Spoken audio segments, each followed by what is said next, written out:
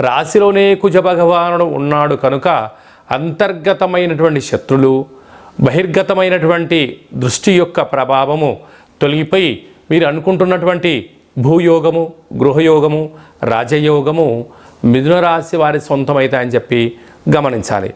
అలాగే తృతీయంలో బుధ భగవానుడు సంచారం చేయడం వలన తల్లిదండ్రుల యొక్క ఆశీస్సులు, తల్లిదండ్రులకు గతించినటువంటి పెద్దవారికి ఈ యొక్క వారికి ఇష్టమైన ఆహారాన్ని ఫోటోకు నైవేద్యంగా పెట్టి ఆ కార్యక్రమాల్ని, మహాలయ పక్ష కార్యక్రమాన్ని ఆచరింపచేసినట్లయితే మిథున రాశి వారికి ఆనందానికి అవధులు లేవు అని చెప్పి గమనించాలి. అర్ధాష్టమ రవి శుక్రకేతు సంచార స్థితి ఉన్నప్పుడు మీ జన్మ నక్షత్రం రోజున పూర్ణిమ, అమావాస్య తిథుల యందున దూరావాయు జల ప్రయాణాలు పెట్టుకోవద్దు.